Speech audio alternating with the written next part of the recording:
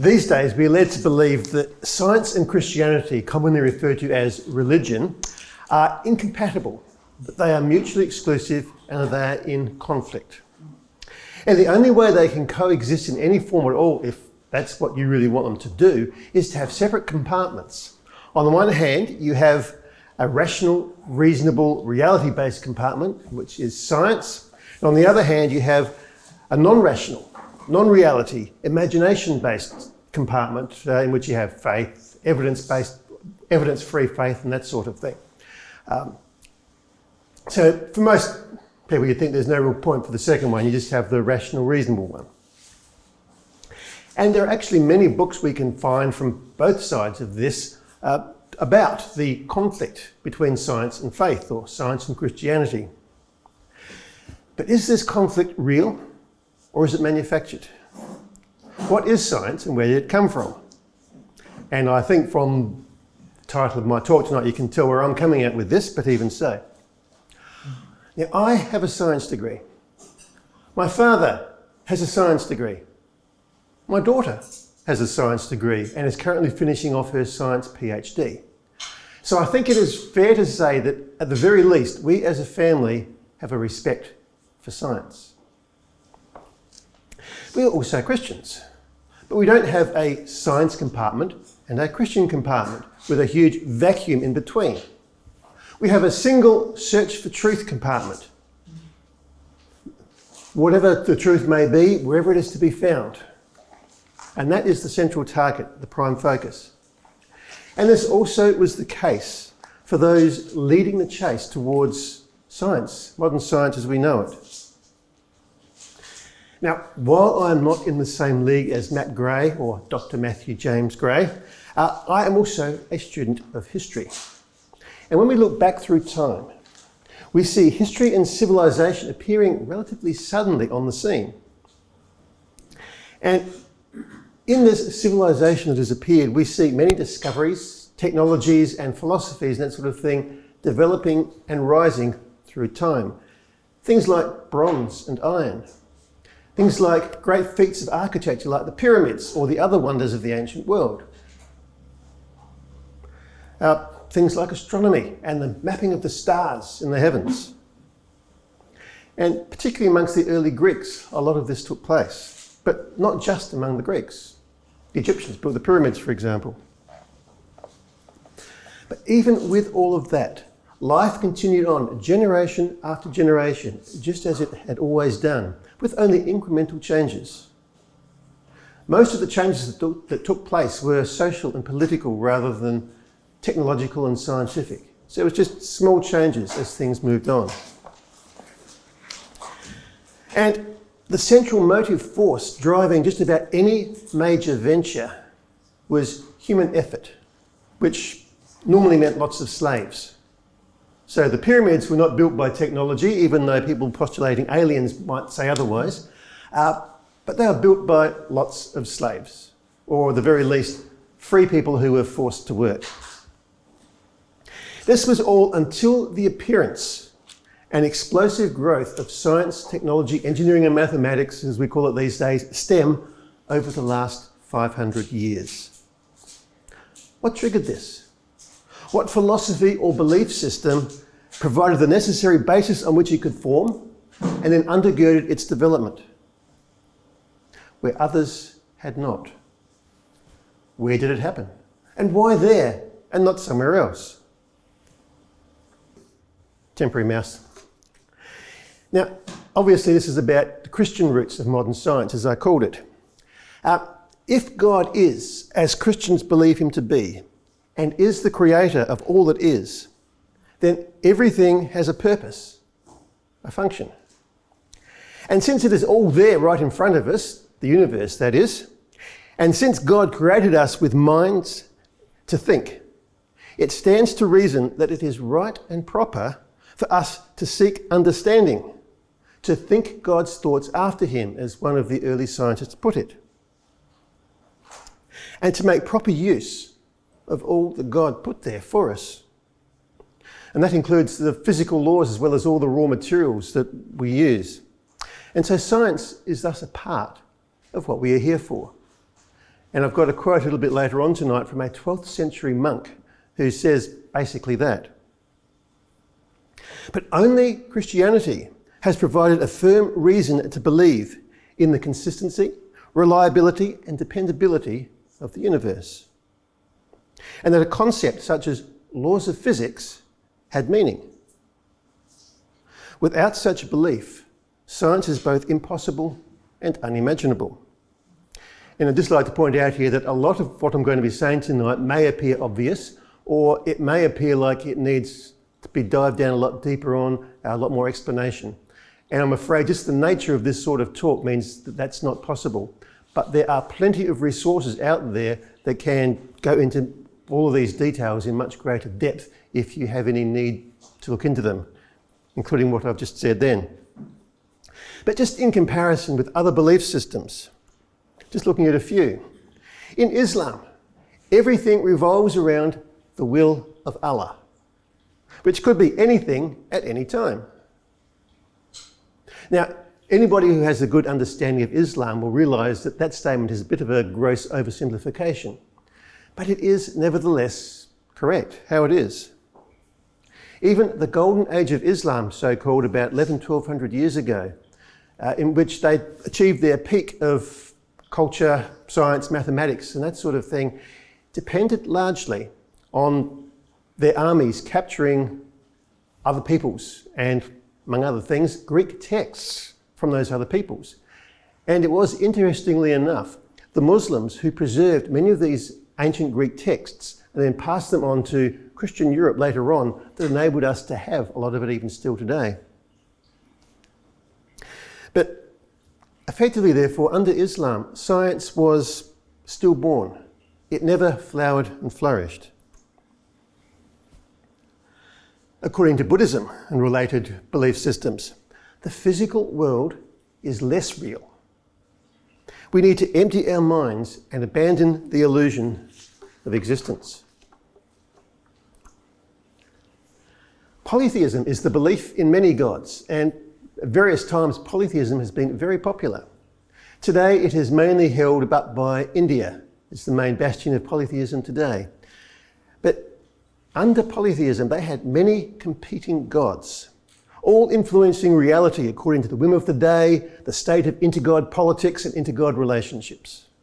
And for a bit of a feel for how that works, just read Homer's epics sometime, the Iliad in particular and the Odyssey. And you get a bit of a picture to how that sort of thing worked with the various gods squabbling over how things could and should be done.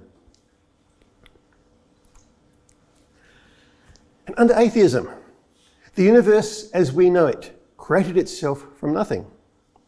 What now is the result of uncountable random physical and chemical reactions. Or alternatively, depending on how you look at it, the unalterable predestined result of the initial condition of the universe at the instant of its magical self-creation. And this includes the human brain and its illusion of consciousness, thought, and awareness. We actually have no basis whatsoever to believe that we really are seeing, hearing, feeling, thinking what we think we are from an atheistic perspective. And for that matter, even in the almost infinitely improbable event that our experiences and thoughts are actually real. So what? What's the point? Ultimately, there is no meaning or purpose to anything anyway. And I went into that in much greater detail a couple of years ago when I spoke on the meaning of life here. The video is on YouTube. Theoretical physicist Marcello Glaser in Scientific American earlier this year wrote that atheism is inconsistent with the scientific method. So again, from the Christian point of view, the Christian God is consistent. He is non-capricious. He is ordered. He's not random. God is love, it says in the Bible. He is true. He is just.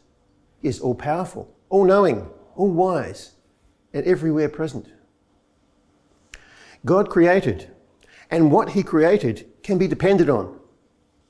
And because he created and created us for a relationship with him and to be like him, we can trust that our thinking is real, that our thought processes mean something, that logic is real, that reason exists, that objective truth underlies everything, that there is purpose and meaning to life, that people have real intrinsic value and worth. We can believe that there is design behind the universe that we can trace, not just random localized states of incomprehensible being. Thus, it makes sense to search out the nature of reality.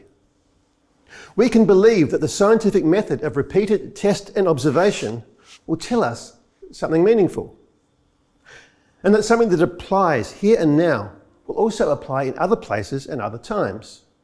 So, for example, heat flows from a hotter body to a cooler one at all times and in all places, and never the other way around. The God Christians believe in is consistent. He is trustworthy. He is a lawgiver. And this actually is a very important point. It was when these early scientists read in the Bible about God giving law to govern relationships, law to govern civil society, that they thought about it and thought, well, if God is a lawgiver and God created, then it stands to reason that God governs his universe, the physical universe, with laws as well. And so they started to look for physical laws in the universe. Now, we take that for granted today. That's just what we've been taught. It's how things are. But back then, this was a radical idea that they took from the Bible and their understanding of God. And so that we now have Newton's laws of motion, Kepler's laws of planetary motion. We have the laws of thermodynamics, the laws of conservation of momentum and mass energy, and so on. We have these physical laws because these people read in the Bible that God is a lawgiver. God is good. God is one. So he's not many gods with conflicting ideas as to how things should be done. He's one God with one idea how things should be done. He is just and true and truthful. And when Moses at one point asked God, well, look, just who are you anyway? Or words to that effect, God replied, I am who I am. Not one thing one day and something else the next. And so from that, we have the belief that the world, the universe, was created by God deliberately and for a purpose. It is not the accidental byproduct of some divine interaction, as is common in polytheistic mythologies. He is not the result of random events or some magical self-creation. There is reason that can be studied, learned and worked with. And where there is reason, there is order, there is purpose, there is chain of events. Thus, this is a universe where not anything could happen at any time. Everything has a reason that can be searched out.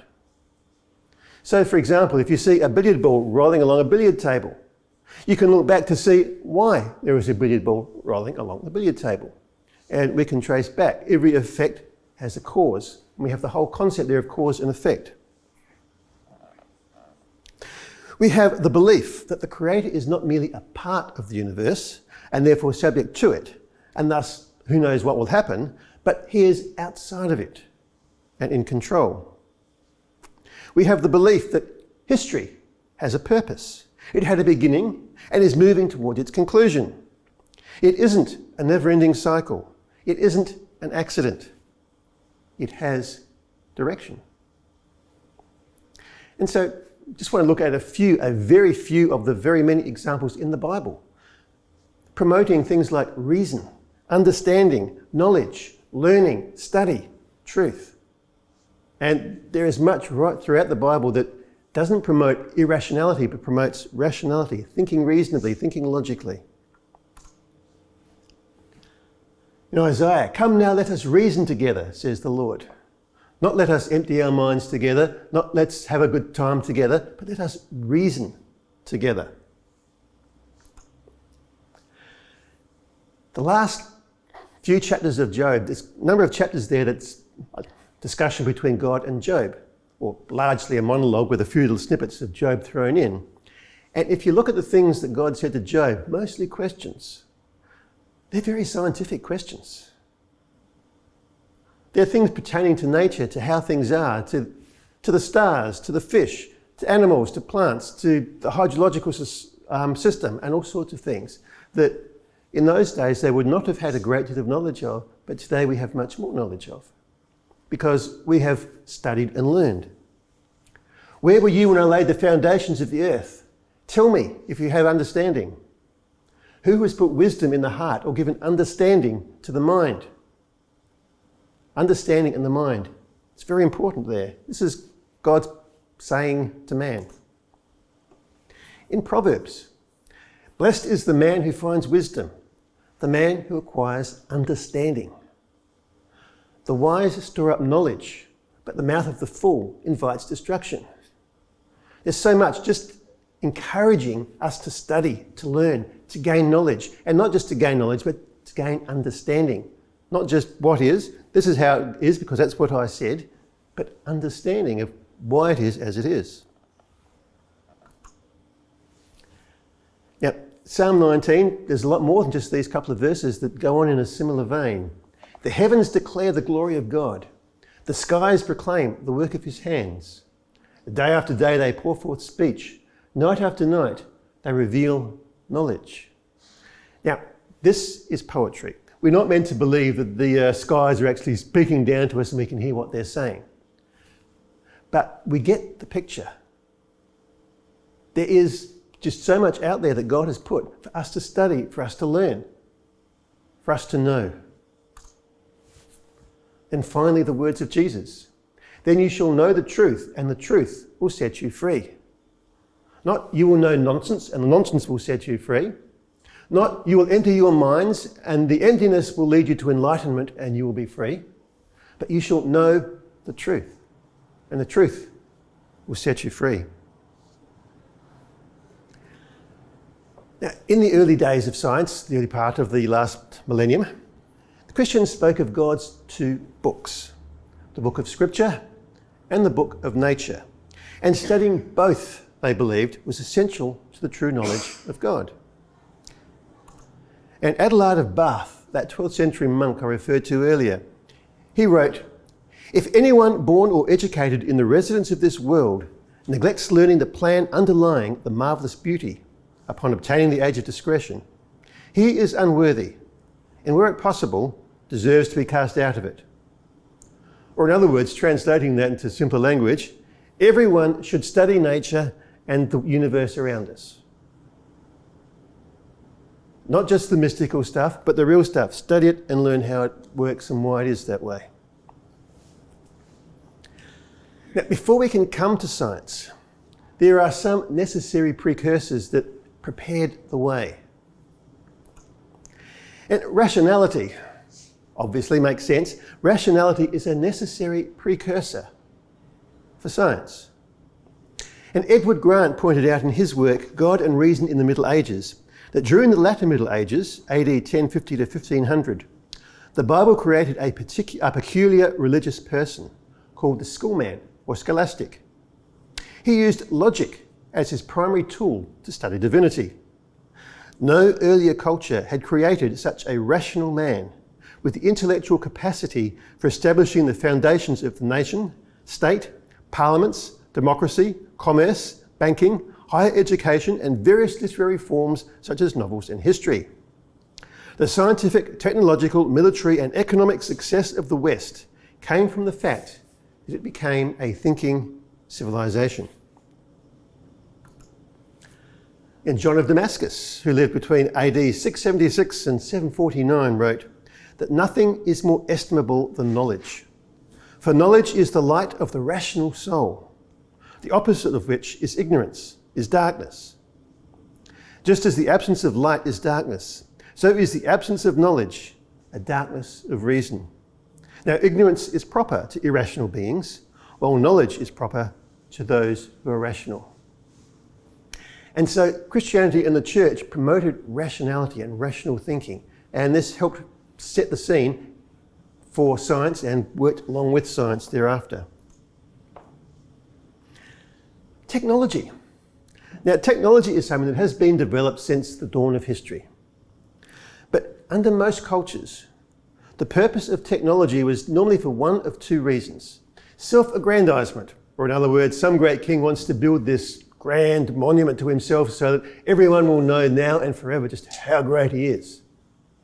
Or for controlling your enemies, either foreign enemies or domestic enemies. So for example, even down to today, the military is kind of at the focal point of the development of technology. It's the cutting edge of technology. But there was only one culture that embraced technology for reasons of uplifting the poor, the weak, and the marginalised. Lynn White wrote, "The humanitarian technology that our modern world has inherited from the Middle Ages was not rooted in economic necessity, for this necessity is inherent in every society, yet has found inventive expression only in the Occident, that is, the West, nurtured in the activist or voluntarist tradition of Western theology. It is ideas which make necessity conscious. The labour-saving power machines of the later Middle Ages were produced by the implicit theological assumption of the infinite worth of even the most degraded human personality, by an instinctive repugnance towards subjecting any man to a monotonous drudgery which seems less than human, and that it requires the exercise neither of intelligence nor of choice." And according to Ernest Benz, Christian beliefs provided the rationale, and faith the motive energy for Western technology. Indian Vishal Mangalwadi wrote, "Like Europe, my country had religious communes and genius inventors. Why then did we fail to develop clocks or an indigenous tradition of mechanical engineering? What we lacked was the biblical worldview. We did not see the universe as an intelligent creation. We saw it either as divine or as a dream, but not as a real creative product of intellect, work, and will. Because of this worldview, our monks did not spend intellectual energy to master and manage time. They spent their years finding ways to escape the endless wheel of time through mind-emptying meditation." Universities. The modern concept of universities arose in Christian Europe. Vishal Mangalwadi again. He wrote that some holy men near Allahabad's confluence were at least as brilliant and dedicated as the friars who founded Oxford and Cambridge. They failed to establish a university because of their religious quest to kill their minds. They lay on nails, buried themselves, or sat covered only with ashes and cow dung, smoking drugs and seeking enlightenment. They had no interest in the material world, for they thought it maya or illusion. Their philosophy gave no motivation to accumulate partial, piecemeal worldly knowledge that is the hallmark of modern education. By contrast, the biblical view made modern science possible by enabling the Christian mind to be content with partial and finite knowledge, which grows incrementally through coordinated efforts over generations. Peter Harrison was then the Professor of Humanities and Social Sciences at Bond University at the time that he wrote this book, The Bible, Protestantism, and the Rise of Natural Science. And in it he wrote, "The emergence of proper natural history was due largely to the efforts of Protestant reformers. It is commonly supposed that when, in the early modern period, individuals began to look at the world in a different way, they could no longer believe what they read in the Bible. In this book, I shall suggest that the reverse is the case, that when, in the 16th century, people began to read the Bible in a different way, they found themselves forced to jettison traditional conceptions of the world. The Bible, its contents, the controversies it generated, its varying fortunes as an authority, and most importantly, the new way in which it was read by Protestants, played a central role in the emergence of natural science in the 17th century." Now, if you're listening to that, you might be then wondering, well, what about the Roman Catholics or the Orthodox? And that's actually an important point. It wasn't that they were totally out of it. There were very important contributions, particularly by the Roman Catholics. But firstly, for the Orthodox, most of their time and energy for many, many centuries was spent just struggling to survive. Islam was ruling, and they had to just put their effort into surviving, so they didn't have a lot of effort left of any sort to sort of put into developing science. But on top of that, there was another problem that started with something that Paul said. In fact, it's something that Paul wrote in one of his letters, when he said that the Christian message is foolishness to the Greeks. Now, in the church, as the church grew, there came to be quite a number of really top-notch thinkers and debaters. And they set about trying to convince the Greeks that that shouldn't be the case. This isn't foolish. This is perfectly sensible. This is true. And there were great debates and discussions and writings by many of these so-called fathers of the early church trying to get through to the Greeks. And they do appear, by and large, to have been ultimately successful in that. But in the early centuries, the epicenter of Greek thought, of Greek culture, was the city of Alexandria in Egypt. And given that was the epicenter, the Library of Alexandria is still famous even to this day. Just the significance of that place in its philosophical developments, arguments, debates, and the intellect of those who were there. But also there was a large church in Alexandria, and they had their fair share of smart cookies as well. And particularly under Clement, it started. Clement was the bishop of the church in Alexandria, and then later on under his successor Origen. They really pushed their way, and Origen, so we've been told here, was one of the foremost thinkers of his day. And he was a Christian. He was front and centre in all the debates with the Greeks and all the other philosophies round about in Alexandria and in the library and all that went on there.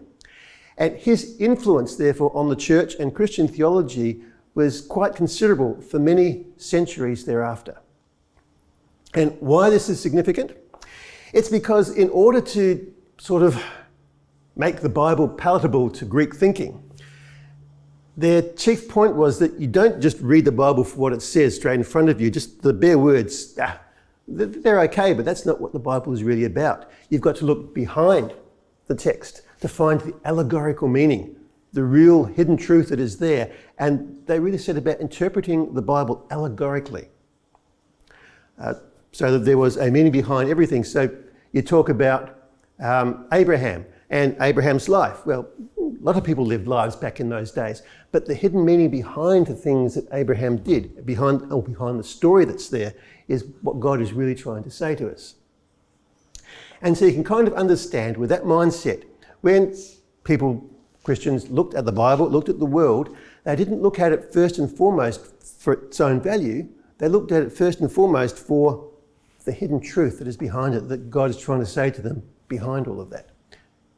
And thus, they weren't quite so amenable to development of science. But also there is something else that occurred around about the same time as the Protestant Reformation, and that was the invention of the printing press. Now, prior to this time, the Bible had been available in small numbers because every copy had to be written out by hand. And if you've read the Bible, you know it's quite a big book, quite a lot to write out by hand. Also, the Bible was written in Latin. And it was mainly only for the clergy and for the intelligentsia in the universities who learned to become proficient in Latin to read and to study. So you've got those two elements together, not really conducive to the message getting out.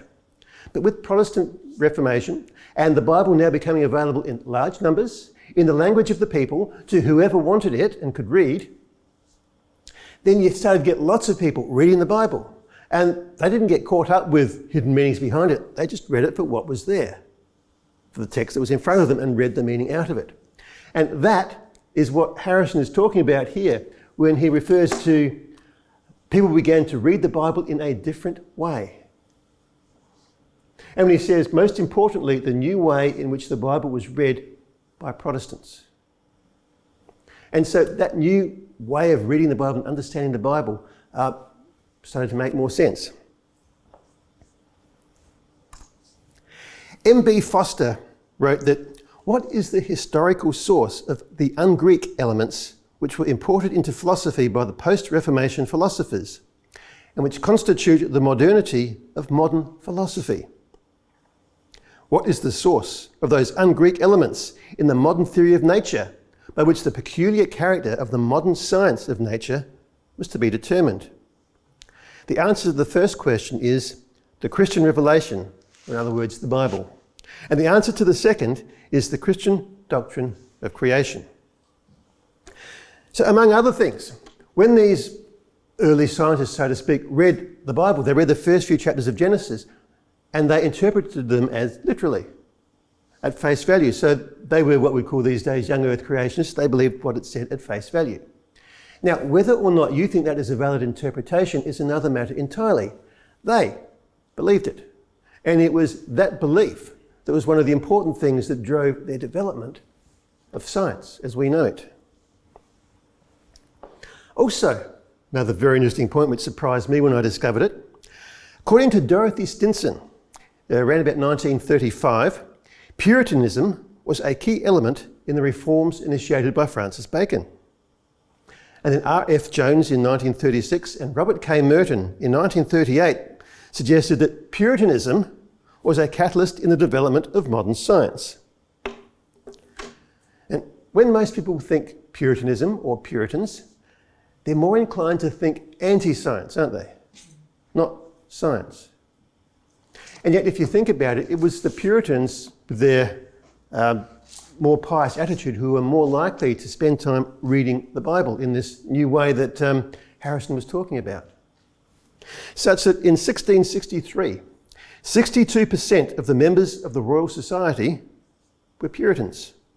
And this at a time when Puritans were very much a minority in society at large, and not always well tolerated even. So coming on now to just a few brief examples of some of the men mainly who made science what it is today. And just look at their scientific achievements, their claims to fame, and their stated ethos in doing so. But just before I do, when I was doing my university course in science, part of my third year undergraduate physics course, my final year undergraduate physics, we looked at the history and philosophy of physics. Now, this was a secular university doing a physics course, so we didn't exactly look at the theological understanding or the faith of the people concerned. But one of the things that came across very strongly is that all of these people are very highly regarded and respected for their accomplishments, their achievements, their thinking, their science, and what they have contributed to where we're at today. All of these people are very highly regarded and highly respected. Francis Bacon is the founder of the scientific method and sometimes called the father of empiricism. And he wrote, "For our Saviour saith, you err, not knowing the Scriptures, nor the power of God." That being a quote from Jesus in the Gospel of Matthew. "And he has laid before us 2 books or volumes to study, if we will be secured from error. First the Scriptures, revealing the will of God, and then the creatures, that is natural science, expressing his power, whereof the latter is a key unto the former. Not only opening our understanding to conceive the true sense of the Scriptures by the general notions of reason and rules of speech, but chiefly opening our belief in drawing us into a due meditation of the omnipotency of God, which is chiefly signed and engraven upon his works." Galileo is famous for a number of things, though he seems to have gone down mostly for his stoush with the Roman Catholic Church.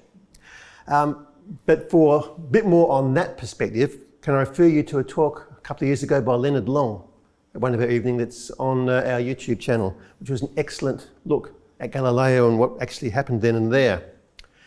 Galileo wrote at one point that God is known by nature in his works and by doctrine in his revealed word. And Galileo's conflict wasn't with the Bible or with Christianity, but with the Aristotelian basis of the science of his day. So much of science up to this point was based on, largely I suppose, on the work of Aristotle and other ancient Greek thinkers and philosophers. Isaac Newton, to this day, is regarded as possibly the greatest ever scientist. And up with him on that plane are possibly only two others, Albert Einstein and maybe Stephen Hawking. He is greatly respected in all scientific circles. And he wrote at one point that gravity explains the motions of the planets, but it cannot explain who set the planets in motion. God governs all things and knows all that is or can be done. And not only was Newton right up there in science, he was also right up there in mathematics as well, and was one of the co-developers of the calculus, which is an indispensable mathematical tool in most of science today. But it's interesting to note that he actually wrote much more on theology than he did on science and mathematics. Now, some of his theology was a bit strange. Deists have claimed that he was a deist, although based on my research, he was not a deist. He seemed to have his own version of unorthodox theology. I believe he actually thought that he would go down in history for his theological writings, not for his science and maths. As it turns out, it's been the other way around. But even though some of his theology was a bit strange, his science and mathematics was founded on and directed by a Christian worldview. Like Galileo, he also had to go against the established scientific orthodoxy of his day, based as it was on ancient Greek scholarship. Essential to Newton was experiment and observation, not just appeal to the authority of Aristotle or Ptolemy or others. He also had a rather low opinion of atheism. The opposite to godliness is atheism in profession and idolatry in practice, he wrote. Atheism is so senseless and odious to mankind that it never had many professors. Atheism is so senseless. When I look at the solar system, I see the Earth at the right distance from the Sun to receive the proper amounts of heat and light. This did not happen by chance. Johannes Kepler was an astronomer, and he is famous for his laws of planetary motion. And he was the one who stated that his purpose was to think God's thoughts after him. The chief aim of all investigations of the external world, he wrote, should be to discover the rational order and harmony which has been imposed on it by God, and which he revealed to us in the language of mathematics. Louis Pasteur, called the father of microbiology. Among many other things, he disproved belief in spontaneous generation. Non-living matter cannot become living beings. Only life produces life. And later his son-in-law wrote about him that absolute faith in God and in eternity, and a conviction that the power for good given to us in this world will be continued beyond it, were feelings which pervaded his whole life. Carl Linnaeus is referred to as the father of modern taxonomy. And we have a lot of fathers in all of this, don't we? And that was the naming and classifying of all living entities. Now, that doesn't mean that he named and classified all living entities. Even today, we don't know all of them. But he established the basis of which it's done, the classification. He designed how it was all to be worked out and classified. And it is his design, his classification system, that is still largely in use today. And he wrote that the study of nature would reveal the divine order of God's creation. And it was the naturalist's task to construct a natural classification that would reveal this order in the universe. And all of this, not to mention the likes of René Descartes, Blaise Pascal, Robert Boyle, Michael Faraday, Gregor Mendel, William Thomson or Lord Kelvin, Gottfried Leibniz, Antony von Leeuwenhoek, James Clerk Maxwell, James Joule, and many more. Virtually all the great names in the history of the development of modern science are Christian, and most of those devout and encouraged in their scientific endeavours by their beliefs and underlying belief system. And so finally, in epilogue, modern science was built on a foundation of the Bible and Christian belief. But we are now rejecting and abandoning that foundation. And as we slowly reject the worldview that gave rise to science, we find that science is slowly losing its authority.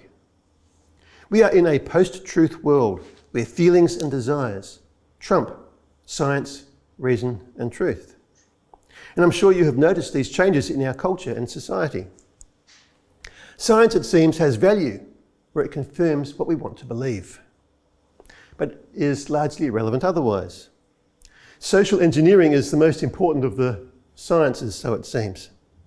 If I now want to identify as a giraffe, you must confirm me in my self-identification. Respect for truth, logic, and reason, etc., is constantly decreasing. Dr. Kevin Donnelly was the co-chair of the 2014 Australian Curriculum Review, and he wrote since then that what is known as the new sociology of education basically argues that mathematics, physics, science, they're all social constructs. They have no inherent meaning or value. And if you remember what I was saying earlier about Christianity and what they got from the Bible, basically they were deciding from a Christian perspective that all of these things do have inherent meaning and value. And many more examples can easily be found of this direction that we are going in. Margaret Thatcher, former Prime Minister of Great Britain, wrote, "I think back to many discussions in my early life when we all agreed that if you try to take the fruits of Christianity without its roots, the fruits will wither. And they will not come again unless you nurture the roots. But we must not profess the Christian faith and go to church simply because we want social reforms and benefits or a better standard of behaviour, but because we accept the sanctity of life, the responsibility that comes with freedom, and the supreme sacrifice of Christ expressed so well in the hymn. When I survey the wondrous cross on which the Prince of Glory died, my richest gain I count but loss, and pour contempt on all my pride." If we destroy the foundation, the structure will fall. If we value the structure, we must maintain the foundation. All right, thank you very much, Brian. You get plenty of opportunities to participate today. Just one question I've got. You said that kind of the modern scientific movement was the break from Aristotle. Yep. In what way? What was the nature of the Aristotelian method, and how did it differ from? Right. I'm afraid I can't answer that one. I did read that one, but it is not a point that I paid a lot of attention to sufficiently to be able to answer your question, I'm afraid. Sorry. Well, that was quick. Yep. Does anybody else know? Wasn't it more that Aristotle had believed in authority, and once a thing had been stated by the top person, then you had to follow that. It wasn't so much go out and do the experiment, but it was listen to the authority. Yeah, because I thought that he was an observer of nature. Yeah. Yep. Hence I why speak from a lot of ignorance. that's why his science became so central for so long, because he did observe nature and do a lot of good stuff. And so I was just wondering whether they thought he was such a good and clever guy that we better learn everything we can about this Aristotle, and if he said it, then it's probably right. One of the things that he was very strong on was that the Earth was the centre of the universe. Right. And so later on they had this other scientist called Ptolemy, which interestingly has a similar name to all the leaders of Egypt over many years under the Greek system, who was trying to make sense of the planets and how they all worked and just following it all around. And so just simple circles didn't quite work, so we had cycles and epicycles and all sorts of things, just trying to make it all work together to track the stars and the planets, with the Earth being the centre of the universe. And it was all getting very messy until the likes of Kepler and Galileo and Newton came along. Yeah, well, Galileo believed in circles rather than ellipses. Yep. And so he had circles within circles as well. So his system was just as complicated as the geocentric view. But I think it was Kepler, Yep. who introduced Ellipses. ellipses, and that made And then it a lot Newton, who simpler. explained why the ellipses. Yeah. So, all right. Others. Otherwise, I'll ask another question. I thought it was interesting that you're talking about how during the Reformation, when people started to read the Bible and literally, probably just off the page. I avoided the word literally because I'm concerned people will take that to mean a wooden literality, which was not what they did at all. No. They understood poetry as poetry and picture and that sort of thing. I just find it interesting how now it seems to be, it's turning again. I find that people are starting to read it more, trying to say it's really not as it is, it's more poetry. You come across a lot in Christian circles where people just say, it's not a literal text, it's more... You mean working on the same theory as Origen and the School of Alexandria trying to convince the Greeks? Yeah, something like that, yeah. All right, so a hidden meaning rather than the obvious meaning. Yeah. So they're going to more, that deep thought, what can we get out of it, which is what does happen in Scripture, but they'll deny the fact that you can actually read something and say, actually, that's speaking truth as it is. Yeah. They're looking for some hidden meaning all the time, or they're just saying it's poetic or anyway.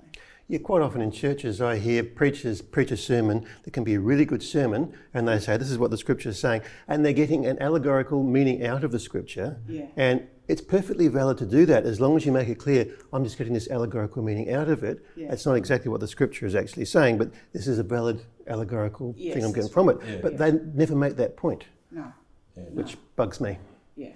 And again, you have to look at different parts of Scripture, don't you? I mean, there's some that is allegorical. Yep. And, Yeah. I mean, Jesus Or used revelations. parables. Yep. There's poetry there. But there it's obvious.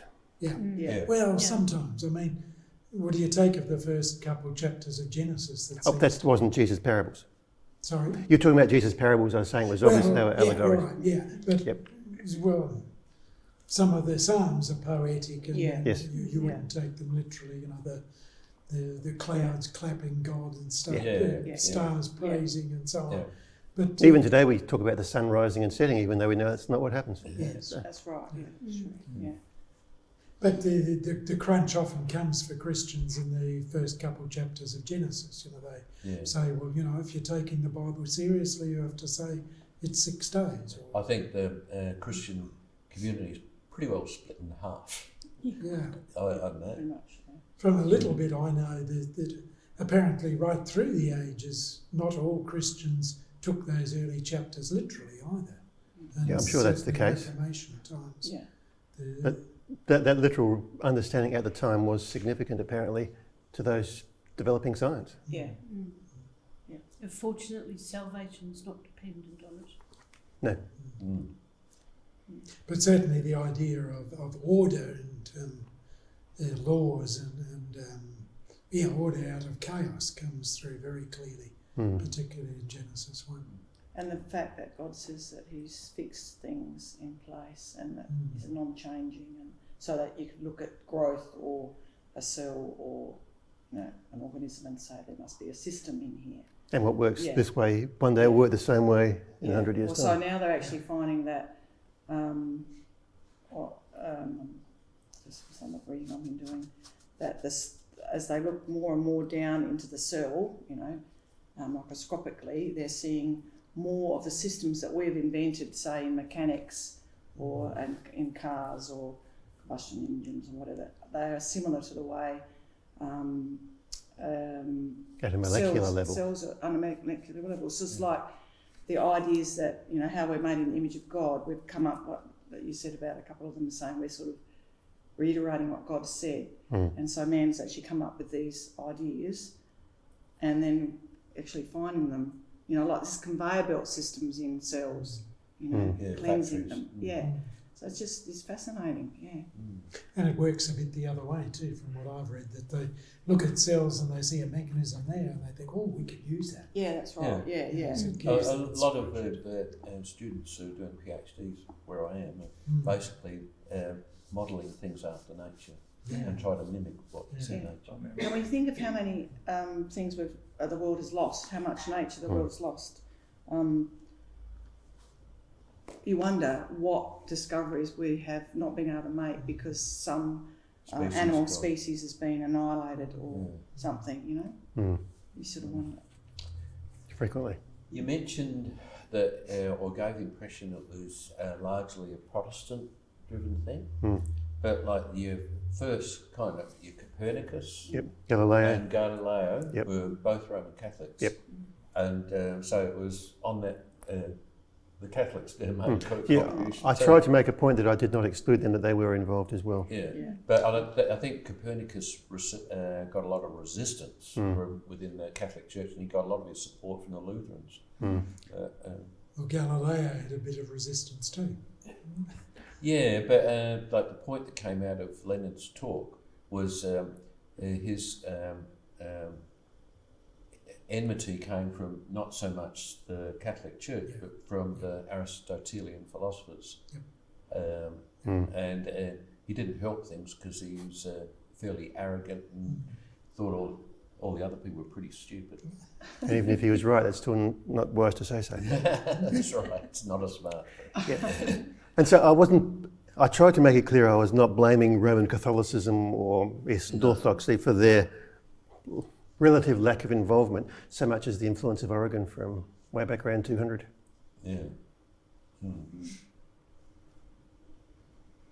you have any thoughts on the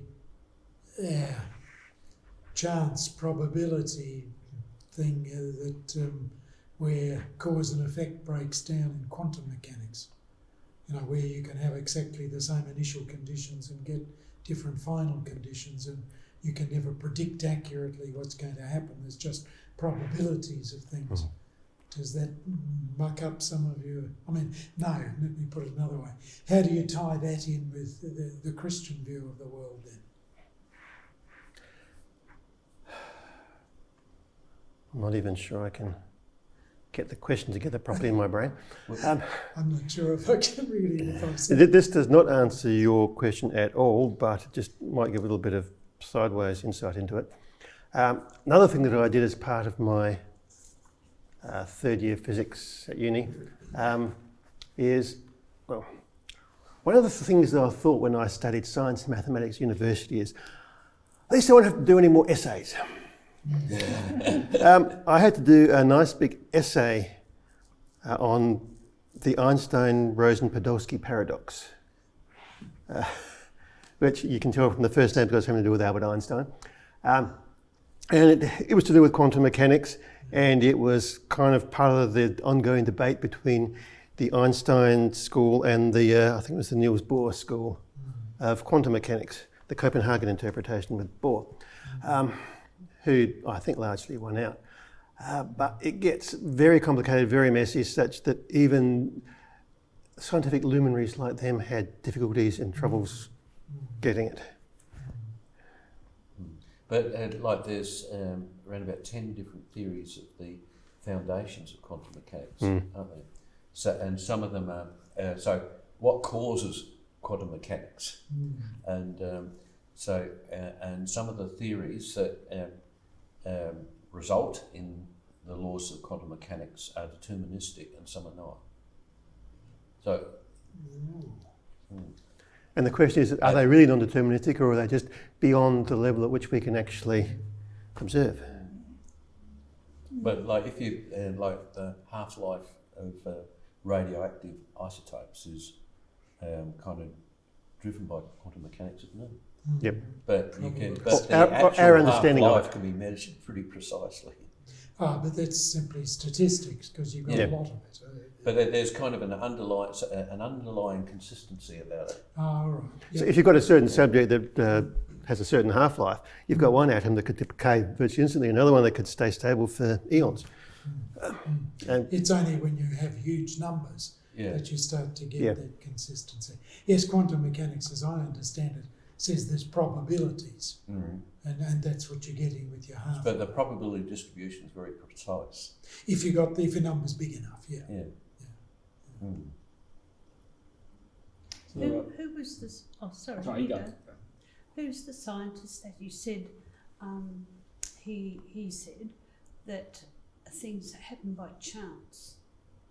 That the universe came together by chance. I didn't say that. He didn't. He said he didn't. That was Newton. It didn't come together by chance. It didn't become together by chance. So what made people think that it did come together by chance? Well, if you particularly want to not have God, then you have to have some other way for it to happen. And if there is no mechanism, it has to be by chance. Yeah, but it's looking at reality, though, everything's in relationship to each other. Hence Newton's statement that atheism is nonsensical. Yeah. I was just wondering where the chance came in. Well, I think what he said about the location of the Earth relative to the Sun, people would challenge what he said. He said it obviously couldn't happen by chance, and people would challenge that now. And they'd say we only know that because it just happens to have been right, so therefore we're here to observe it. If it had been different, then we wouldn't have been here to observe it. They'd say that there's billions of stars and billions of planets. Somebody had to be lucky. It's probably not be considered a good argument. The anthropic principle, as far as I understand, in cosmology has been solved though, has been resolved, in the sense that they're people. All this, if you read some of their quotes from the scientists, the cosmologists, they all say there's design behind it. That what? That there is design behind it. Yeah. Without a doubt. You might get 1% out of 99, out of 100, that will say there isn't, but the anthropic principle that there's design behind it has well and truly been solved in cosmology. It's down here on planet Earth where there's more debate, but because there's not enough of them, right, there's like and the statistics now, for like 10 million biologists compared to like 400,000, not even that many, cosmologists, so they don't get heard as much. Anyway, that's one of the theories. I think it's pretty well accepted that there's a lot of fine tuning there. But I think a lot of people kind of push multiverse theories. That's an infinite number of universes that we cannot observe, and we happen to live in the lucky one. I know, and that's the irony of that is that's all theory. It's not science. In the sense it's imagination. You can't test it. You can't test it. Yeah. So wishful thinking more than theory. It is. So you realise that they're trying to grasp at something when scientists who never ever would have said we're going to talk metaphysically, right, are starting to talk metaphysically about things from the reading I've been doing. For something to be, it has to be testable. A model has to be testable or be able to be disproven. And what they're finding in cosmology is the sun is in the right spot. Now they all run around and say, "Oh, we've found another planet that will sustain life," except there's like 600 different things that have to come, fine-tuning things that have to come into place in order for life to exist. And you're talking about bacteria, not even humans or advanced life. Yeah. So, it's the evidence in cosmology is just overwhelming. The cosmologists themselves, the atheists, are saying that we can't understand how this has happened. Yeah. I think one of the most amazing things that so sure you call it a discovery, but an appreciation that the universe had a beginning. Yeah. I mean, there was a time, not that long ago, in the 50s, when there was a debate between the steady state universe and origin. Now that there's a realisation, I think all the evidence points to that 7 billion years ago, it appeared. The Big Bang. Yeah. They're up to 13 now. Big Bang because there's no bang. It's probably not even any life, but it started. Now there was no one to hear it anyway. Yeah, and there was. If you think about it, that is the most incredible event. I mean, it's just unbelievable if you really wrap your mind around the whole thing. This is what's caused a problem for a lot of people, and the debate has changed. Yeah. How did this happen? There must have been something before, and that's where this sort of, I think, a science fantasy about the multiverse and the whole thing. has come in, unable to believe or to cope with a causative factor. That's right, yeah. And I think that's a threshold, I think, when the whole scientific debate.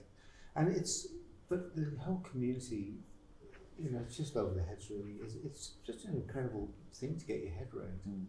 Well, people do have ways of getting around the beginning, just so that there's a multiverse engine that's eternal. It's great science fiction too, isn't it? Sorry? It's great science fiction too. Yeah, well, it's non. Just they'd ask, say, I'm just going to be the devil's advocate, but they're saying, just because you can't test something, it means it's not empirical science, but it doesn't make it untrue. Right. Does that include God? Yeah. Yes, that's true. The empirical scientific method is probably one of the most reliable ways we have for gaining certainty. But some things are not empirically testable, doesn't mean they're not true. And but so I guess the people who delve in that area still have mathematical models, and they can kind of reason with the mathematical models and decide whether they're feasible or not. The other phenomenal thing about the universe, and I think this is where the design comes in. The laws of physics aren't fixed in the sense that there aren't alternative models for it's just that the laws of physics, when they start in time, the whole thing. But there are so many options, if you like, in how the universe could be. But the only sort of one option which allows life. And the probability of that is so absolutely small that all the things that had to come together for life to exist, for the nature of our universe to be such that we could have life, which also explains the size of the universe. When I started studying the size, I was always just wondering, why on earth is the universe so big? Why did God create it so big? Because God is lavish. Yes, he's got. We have the answer to that question, don't we, Brian? We do. But it has for it to work the way we observe it has to be that size. Yeah. If you're talking probabilities, in my... I could have just said one of them is the density at the beginning, and which we now see in the infrared.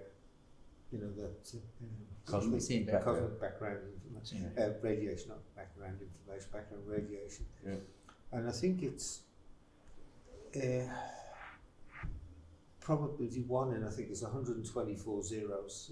That number is so incredibly. Penrose number. Yeah, was it?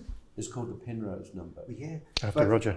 The probability is so small that the distribution of matter correct. Such that allowed entropy at the beginning of the allowed galaxies and stuff to form. Yeah. A little bit larger the number would have been condensed. Smaller, it would have just continued just to distribute, and nothing would have clustered. But the probability of it coming together, it's just phenomenal. Yeah. And there's a lot of other rather odd things too, like even the nature of protons and atoms and things. Yeah. Roger Penrose is the one who did that calculation. Yeah. So the probability is 1 in a number 1 followed by 10 to the 123. Is it 20? Zeros. Yeah. So it's a number 10 to the 10 to the 123, which is absolutely bizarre. Yeah. Considering that it's just 10 to the 80th atoms in the known universe. I know. But he is a member of the UK Humanist Society, and he's an agnostic, even despite coming out with this probability. Anyway, that's something I'm studying. But it's just that this whole thing is just phenomenal. As part of my third year theoretical physics studies, separate to the physics, I did statistical mechanics, and they quoted a number, I can't remember what it was, that any probability less than that is officially deemed impossible. What's the number? I can't remember what the number is, but It's 10 to the 50. 10 to the 50 is it? Anything less probable than that is officially deemed impossible. And there are just so many different things that are way, way, way beyond I know that. 80 zeros. I don't follow that argument actually. Yeah, well, Basically, what do you think is 6 is a million? It's- 9 is a billion. so if there are that many, Here's a few quotes, okay? 12 Physicist trillion. Freeman Dyson Keep said, adding also. "The more I examine the universe and study the details of its architecture, the more evidence I find that the universe in some sense must have known that we were coming." Yeah. Albert Einstein said the most incomprehensible thing about the universe Is that it's is that it comprehensible. is comprehensible. Fred Hoyle concluded that a super intellect has monkeyed with the physics as well as with the chemistry and the biology. He also he said, "I do not believe that any scientist who examines the evidence would fail to draw the inference that the laws of nuclear physics have been deliberately designed." Astrophysicist He Paul- was an atheist, wasn't yeah, Is that agnostic Is that in the end. Hoyle? That's Hoyle, yeah. Paul Davies, in his book The Cosmic Blueprint, concludes that we have powerful evidence that there is something going on behind it all, and the impression of design is overwhelming. Yeah. And he goes on to say, "Science may explain the world, but we still have to explain the science. The laws which enable the universe to come into being spontaneously seem themselves to be the product of exceedingly ingenious design. If physics is the product of design, and the universe must have a purpose. And the evidence of modern physics suggests strongly to me that the purpose includes us."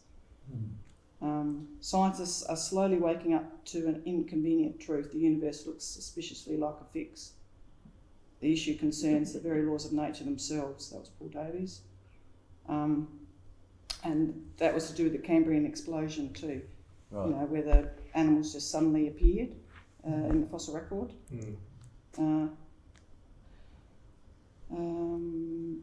Quote from Professor at MIT, Vera Kiskovsky, President of Women in Science, commented, "The exquisite order displayed by a scientific understanding of the physical world calls for the divine."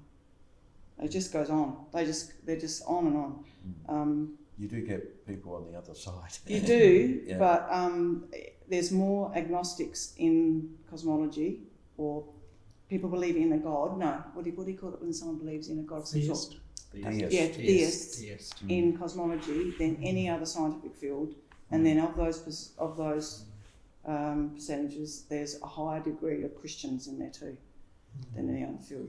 I mean, I guess speaking of, theism, the beginning of your talk I thought was interesting, where you said that the characteristics of the Christian God are sort of only make science possible. So I'm just trying to work out, I'm an atheist myself. I'm sort of trying to work out what God, if there is a God, what God would it be? What about the Jewish God, Yahweh? How could he also be responsible for, if Jesus didn't rise from the dead and Christianity is false, does Yahweh have the characteristics to be able to make science? well, Christians believe it's the same God here, Yeah. which then does pose the question, why didn't the people back in BC do a little bit more, scientifically speaking, which is a very interesting question in its own right, which I did think of. The impression I get from reading the Bible, though, is that they spent most of their time rebelling against God rather than seeking after God, which kind of would have kiboshed that. So I guess what you're saying is that even the Jewish God wouldn't be enough to basically justify science. No. No. And I don't think that's right. I was saying it's the same God, so therefore it would, but they were too busy turning their backs on God to actually seek after it that way. But it took a long time in the Christian realm too for the science. So it's 1,000 years before it really took off. So They're also what I mentioned with precursors, things like rationality. Obviously, that wasn't brand new in those days, but it was not necessarily. It was far from universal in the world. Rationality and rational approaches to life, and universities just centres of learning, which was an interesting one. But like Jews are dramatically overrepresented Yes. in the sciences and noble. Including Albert Einstein. So yes, so what Jews have accomplished in science is quite remarkable. So I guess I'm trying to understand is the orderly nature of God that goes with Yahweh as well as Yes. as triune God. Most of the references that Brian gave were from the Old Testament. Yeah, that's why I think okay. Well, the Jews are still waiting for a saviour. That's the point. They're still waiting for him. It's interesting when Jesus quoted that great command, love the Lord your God with all your heart, soul, strength. He added mind. Yeah. And the Old Testament doesn't have that. And people would point to the Trinity being in the Old Testament as well. There's a New Testament. Well, Jesus certainly tried to. Yeah, and at the very beginning, creating man in our image. Let us make man in our image, which is a relational picture again of the Trinity and humans being relational. If you look at science as being an avenue of finding truth and putting it against which religious doctrinal thing is true, then the fact that science has discovered a beginning to the universe means that Buddhism and Hinduism are discounted because they believe in an eternal universe that has always existed or keeps going, recycling. And the science has showed that can't happen. Yeah. So the fact that it's that science has point to a beginning of the universe, the Big Bang, directly points to the God of the Bible. Or I guess they're either Yahweh or Trinity. The God of the Old Testament. Yeah. That In in the beginning God created the heavens and the earth. That's what it's that. And then there are other the physics. This gentleman probably know better than I would, but there are other the physics behind it that are mentioned in the Bible that the science is actually saying, that's part of it, like the expanding universe, the fact that the universe is expanding and getting bigger and bigger, that the Bible makes reference to the fact that we live in an expanding universe, it's stretching out. It might say it in the Psalms, but it's the only way they had to do it. So that's one. And if you want a deeper insight into that from a physics perspective, John Hartnett's book on starlight time and the new physics, I think, goes into that one in much more detail than I can follow. Him being a physics professor. Yeah. Because I noticed you mentioned that Islam, you said it couldn't be Islam because the will of Allah is... Everything hinges on the will of Allah, which... I guess I'm just thinking, if Allah wills it to be uniform, then couldn't it be also Allah? Yes, but does he? We don't know that he does. But if he could, though. If he does, what he could and what he does. But I mean, that doesn't... I'm sure Muslims would put their hand up and say, hey, we're all cool with science. Yeah. No, they would. The thing about Allah is that he's a very impersonal God. If you read the Quran, he does not relate to people in the sense that they are more slaves, okay? While the God of the Bible is very much into relationship, and in the New Testament even more so. So does that make it So more true then? what I would say is that if you look into the cosmology and the evidence of the fine tuning in the universe, it points to a God that doesn't just go bleh out there and I'll leave you go and deal with it yourself. He's involved in every step of the way. All right, so not just at the beginning of the universe, he's actually involved in the sustaining of it. Yeah. So where the sun, where the creation of the earth and where its position is, the planets that are around it, where they're positioned, like Uranus being a planet that prevents us from being annihilated by meteors or Jupiter. So that there's about 3 or 4 of them that stop us from that. That's giants. Yeah. I did mention when I was talking about Islam that what I said was a gross oversimplification, Yeah. but it's reasonably true as is anyway. I have studied Islam, I've got a bit of an understanding of Islam, not as much as some other people obviously, but I do know a bit about it. Just a question. The laws of physics, are they the properties of the world, or do the laws of physics exist independently of the material universe? They are part of the universe.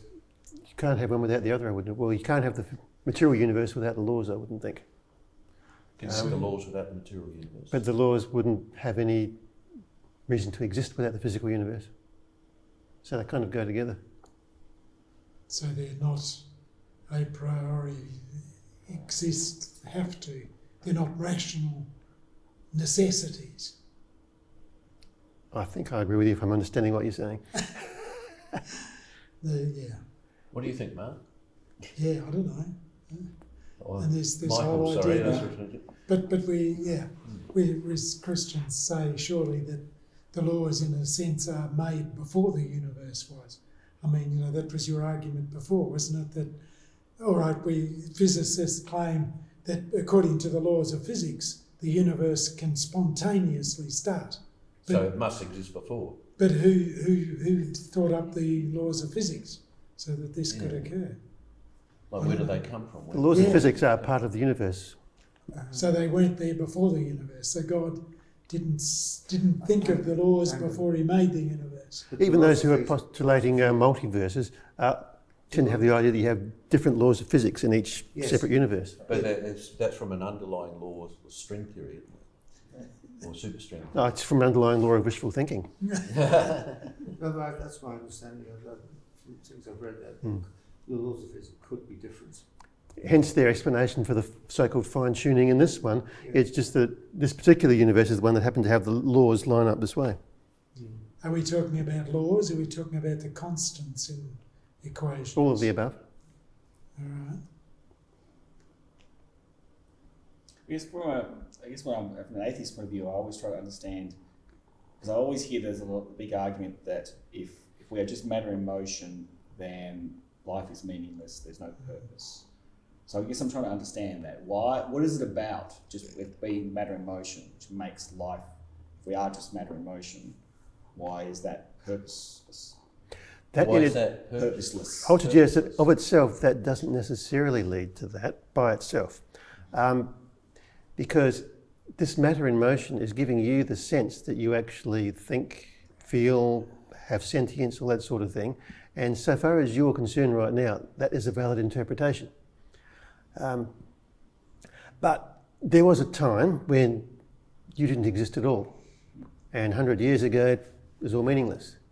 There will come a time, from that perspective, when you no longer exist.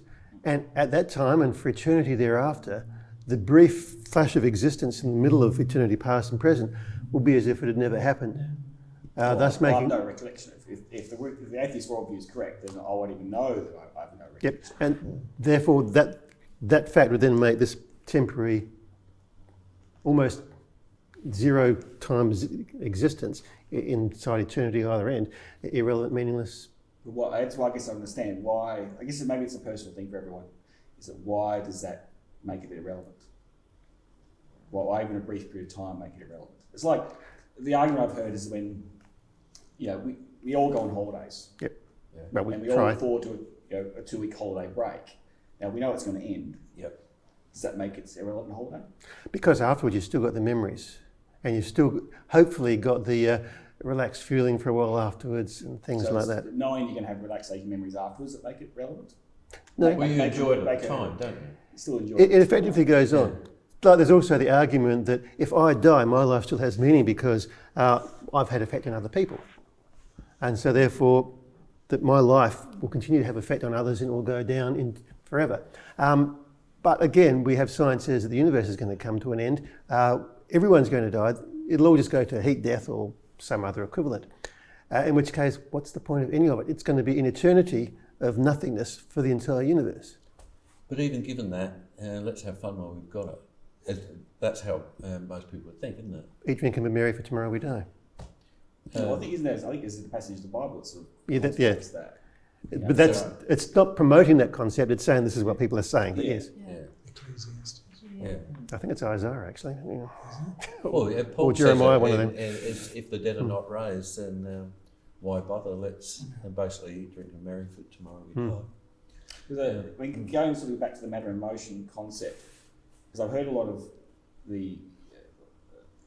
I've heard some Christians criticise the fact if God doesn't exist, we are just meat, cells interacting, atoms colliding, that's all we are. There's nothing special about it. Yep.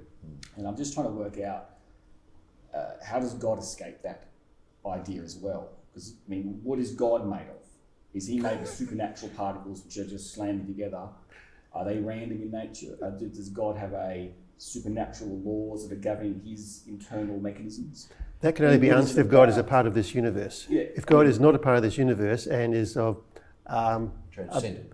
a being that is not part of this universe at all, it becomes a question outside our But scope. is it important for him not to have those characteristics then? I mean, if it's... Sometimes it's referred to as an unembodied mind. Exactly. So is it the fact that we need him to be that way? Or...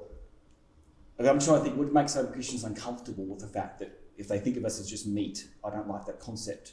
Whereas, how God, he seems to get a pass because no, he's got something, what's the supernatural mechanisms going on inside him? Is he governed by internal laws of supernatural laws that keep his biology going, or whatever the supernatural biology is going to him? Godology? Yeah, I mean, what governs his mind? Is his mind followed an orderly fashion? Does he make decisions from one end to the other? Is his mind going a random way?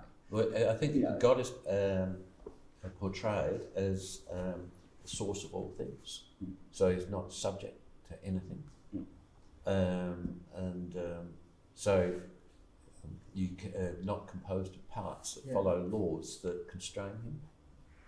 So how does he escape the cause and effect aspect then?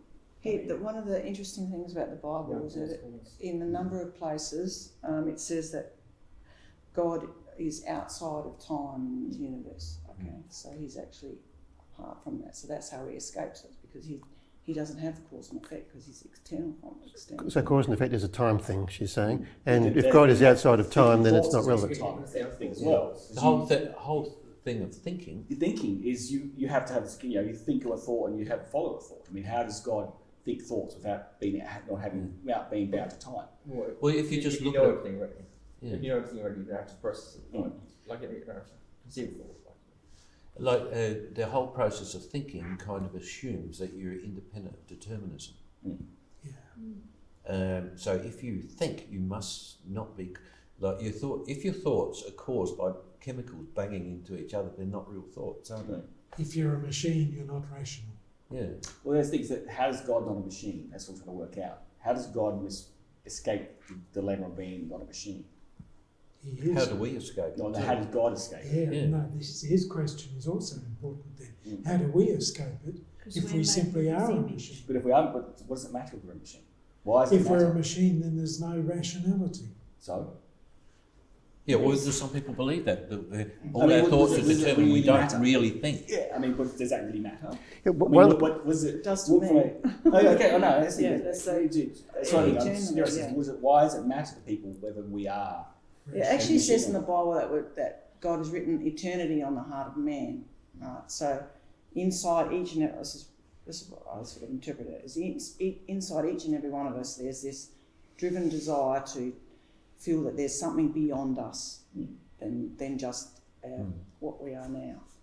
In Douglas Adams' books, The Hitchhiker's Guide to the Galaxy, don't know if you've read that, I think it's very good, very clever stuff, even if he was an atheist. He has got a race of super intelligent pan-dimensional beings, of which the superimposition into our three-dimensional universe looks like a mouse. Can you imagine what a pan-dimensional being would look like? Can you try to picture that? And that only goes a small step to trying to answer your questions about God. If God is beyond what our three-dimensional minds, our human minds, can cope with at this stage. So it's not really, it's a question we can certainly ask, and I ask all sorts of questions like that myself. But I think it's outside the realm of our ability to be able to answer. It also says that God is love, and that's the thing that human beings are looking for, not a mechanistic relationship, but a loving relationship, and everything's coming from that desire for a loving relationship. Other things is, do we have free will? Are we morally accountable? Like if you take a deterministic view, of how we operate. If we're just following the laws of physics, then kind of free will and moral accountability goes out of the window. So does that matter? If we follow the laws of physics, we're not deterministic because quantum mechanics says it's Yes, got but to that be. just means that our actions are random. Yes. But it still Doesn't doesn't solve help. the problem. No, it doesn't help. So whether we're determined or random, neither mechanism allows for genuine thought. Yep. No matter how far you go in investigations, you never come to an absolute answer, and it comes down to faith. Actually, the jury is still out as to whether, from a non-Christian perspective, quantum mechanics gives us free will for random reasons, or if everything is totally 100% predetermined from the initial condition of the universe at the instant of its magical self-creation, as I said in my talk. I go along with you. If it's random, we can't think. If it's deterministic, we can't think. Yeah. We're shot either way. Mm. Thinking must be outside of the material universe, in a sense. And Yes, does yes. God have free will? Sorry? Does God have free will?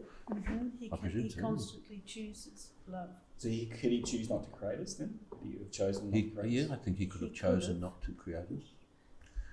But if God is all good, could he choose to be evil?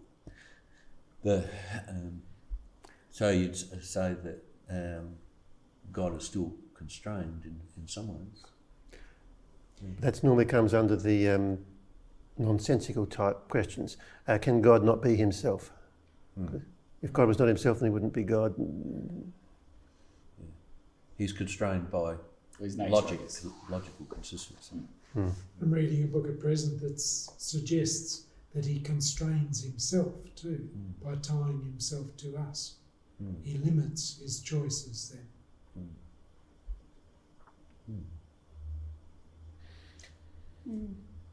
All right. Anybody else like to? I was just going to say his mercy. Yeah. Sorry. Love, forgiveness, mercy, compassion, all of the above. They all limit us from getting bland. Yes, that too. But it limits God then too. Yeah. Yeah, because that was one interesting quote. One of the scientists that he said that it was our duty. What did he say? It was someone of Bath says if he said that it's just about sort of a works-based salvation or a grace-based salvation, and he seemed to imply that it's a duty of every Christian to search out and understand the universe. Well, that wasn't anything to do with salvation. He was just. Why is he put a bit of onus on that the person had to do that? And it's like, well, what if they didn't want to, or if they didn't do that? What were the consequences? It had absolutely nothing to do with salvation, what he was talking about. He was just kind of saying that God has put the universe there for us. We all have this responsibility to study it. Yeah. So you don't have to do it. It's not compulsory. No. Okay. There's nothing compulsory in Christianity. That's the amazing thing about it. It's a grace-based relationship. When I lie my head on the pillow every night, I can do it in complete peace, knowing that God has provided my salvation for me. It's anything that I've done. He couldn't love me any less or any more. There's nothing I could have tried to do to make it happen. It's only by His grace that I'm in a relaelationship with Him. Even the faith.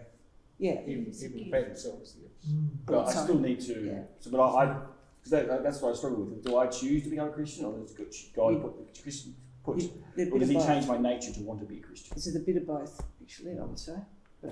That's where I start. Have you got I several don't years to understand spare to talk about this issue? that. Yeah, I think that's the answer. Yeah, because they're both elements are in the Bible.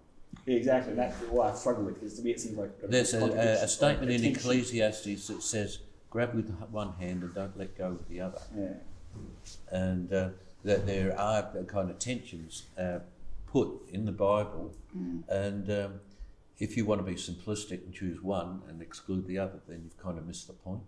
I think also, We have to actually live with mysteries. yeah, like when I say it's grace, like because I know God's grace is so great and what he's done for me, like giving me salvation, eternal relationship with him, knowing that this life isn't just it, that when I die I go to live with him for eternity and with anyone else that I've loved or whatever, have a relationship like that. That inspires me to show grace, love, mercy, all those to other people around me. So there should be an outworking of that if I am in a relationship with God. That's how I see it. Anyone else add to that? Faith in action. Yeah. So there's a response. There's a response to it. You can't just go, well, that's it, and I'll live my life the way I want to. You respond to it. Yeah. So that's right, because that's sort of the question I've heard people ask is, or other atheists ask, is why should I be a Christian? What will it make? Will it make me a kinder person? Will it make me a more loving person? Will I be a better husband if I'm a Christian? Will I be, will I be more financially successful? Or will I be more healthy? Why should I become a Christian? In this life, besides the everlasting life, but is there any benefit? It may well do all of those things, but I would say the only valid answer is because it's true. I mean, you've got like atheists that can, and people from other religions that can outdo as far as the works, like what Christians do sometimes. You take it on an individual basis.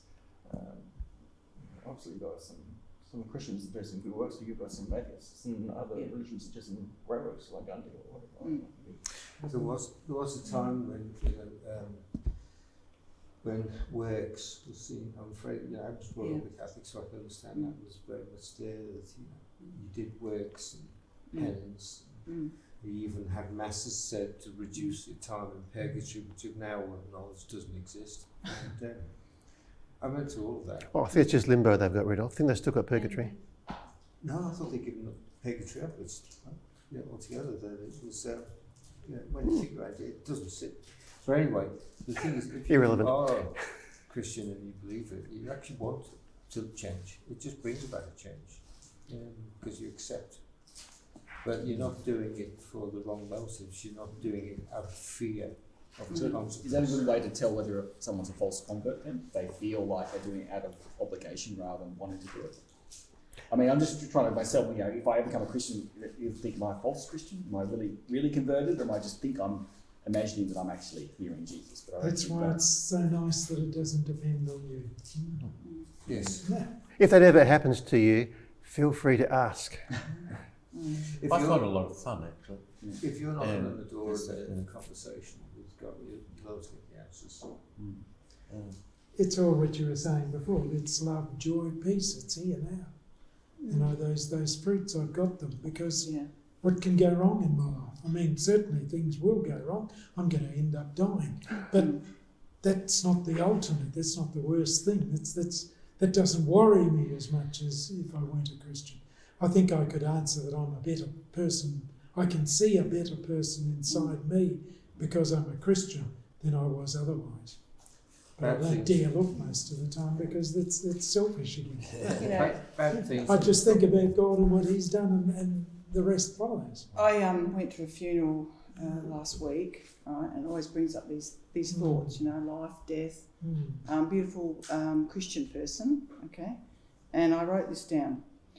Today I went to yet another beautiful friend's funeral. It's my 7th in 18 months, okay? Anyway, and I was again reminded of this very fact. We can argue until the cows come home, as one friend put it, over which religion offers the best outcome, not just after death but now, but we will still have to deal with the evil in our heart and death. Only Christ deals with both of these so wonderfully well and completely. And I added, so before I go, this is a little block I'm writing. Let's push aside the scrunched up paper and rotten half-eaten apples on that professor's desk and hear from another well-known, renowned expert, astrophysicist Robert Jastrow, a self-proclaimed agnostic, best described what has happened to his colleagues as they measured the cosmos. For the scientist who has lived by his faith in the power of reason, the story ends like a bad dream. He has scaled the highest peak. As he pulls himself over the final rock, he is greeted by a band of theologians who have been sitting there for centuries. Who wrote that? That was Yeah, Is that remember? just yeah. Sorry. Yes. What was the name again? Jastro. Yes, Destro. Yeah. Mm. So everyone's faced with them, aren't they?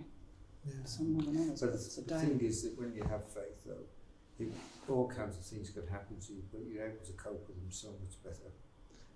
You know, That's right. Because you have purpose. In fact, what was the name of the Jewish author in the Which one? Holocaust? He said that he was in Auschwitz, Yeah, I think I know who you mean. Yeah. and he said Frank. Frankl. Yeah, Viktor Frankl. Yeah. And he said people survived because they had a reason to be. Yeah. Yeah. Their faith kept them going through it, and they coped with it. Were they Jews or Christians saying that? Jew. Jews. They had a From a reason Christian to- point of view, they're going to hell. They Oh. trust Leave that to God. God. They trust God. Or from some Christian point of view, They would. Yeah, well, yeah, perhaps. yeah. They believed. Some would hold that. They believed otherwise, and it was that faith that he's talking about. You see an awful lot of Jews afterwards forgiving what happened. Do you know? Anyway, we better wind it up. Okay.